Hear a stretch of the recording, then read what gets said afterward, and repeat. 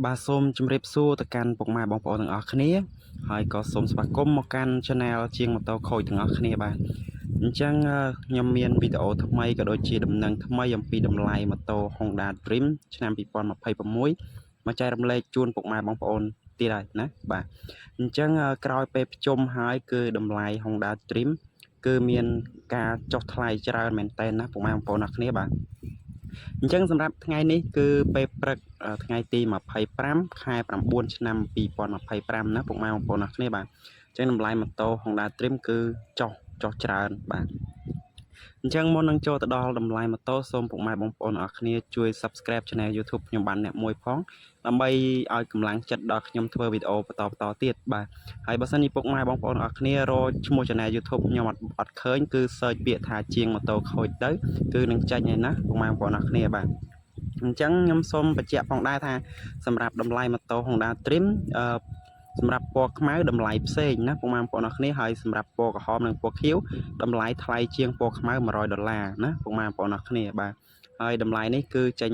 ពីខេត្តបាត់ដំបងណាបាទព្រោះថាខ្ញុំស្រាវជ្រាវគឺខ្ញុំនៅតែខេត្តបាត់ដំបងទេអត់បានស្រាវជ្រាវនៅខេត្តផ្សេងទេណាពុកម៉ែបងប្អូនអរគ្នាបាទអញ្ចឹងកុំឲ្យសាំតប៉ែលាត់ច្រើនណាពុកម៉ែបងប្អូនអរគ្នាខ្ញុំប្រាប់តម្លៃតែម្ដងទៅសម្រាប់ពណ៌ខ្មៅគឺ2600ក្រាស់ណាខ្វះ$10 27ហើយបាទ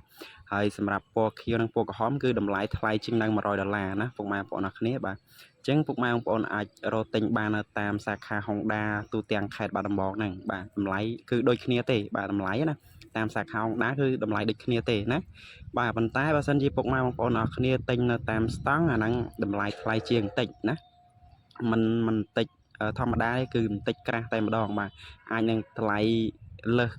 សតាមសាខា Honda 100ទៅ$200អញ្ចឹងណាពុកម៉ែបងប្អូនអរគ្នាបាទហើយវីដេអូនេះខ្ញុំចែករំលែកជូនពុកម៉ែបងប្អូនអរគ្នាតែប៉ុណ្្នឹងឯងហើយបើសិនជាមានកំហុសខុសឆ្គងត្រង់ចំណុចណាអីនិយាយអត់សូវច្បាស់អីសូមអធិស្ឋានបាទហើយក្នុងឱកាសបុណ្យប្រជុំបិណ្ឌនេះពុកម៉ែបងប្អូនអរគ្នាបានទៅបានវត្តដែរបាទសម្រាប់ admin គឺទៅបានតែ2វត្តទេហើយសារតែអត់មានពេលវេលាហើយអត់បានដើរលេងណាទេ admin នៅតែផ្ទះទេបាទហើយក៏អត់បានផឹកស៊ីអីគេដែរគឺនៅតែផ្ទះតែម្ដងបាទហ្នឹងហើយដោយសារតែជាប់រវល់បាទជាប់រវល់នៅផ្ទះអញ្ចឹងយើងធ្វើការងារផ្ទះណាបាទអូខេអញ្ចឹងអរគុណសម្រាប់ការចូលតាមដានហើយបើសិនជាមានតម្លៃប្រែប្រួលអីយ៉ាងណាទៀតចាំខ្ញុំធ្វើវីដេអូចេញនៅវីដេអូក្រោយៗទៀតណាពុកម៉ែបងប្អូនអរគ្នាហើយពុកម៉ែបងប្អូនអរគ្នាអាចបញ្ចេញជាមតិយោបល់ឬក៏បញ្ចេញcomment នៅខាងក្រោមបានបាទសម្រាប់មតិផ្សេងណាបាទហើយសម្រាប់មតិដែលមិនល្អក៏យើងកុំ comment ចូលអីព្រោះថាបើសិនជា comment ចូលច្រើនពេក YouTube ខ្ញុំនឹង spam ដូចគ្នាបាទអត់មានអ្នកមើលទេអូខេអញ្ចឹងពុកម៉ែបងប្អូនគ្នាអាចបញ្ចេញមតិបានដោយក្រមសីលធម៌ណាពុកម៉ែបងប្អូនគ្នាបាទសូមអរគុណនិងសូមជម្រាបលាផងដែរបាទ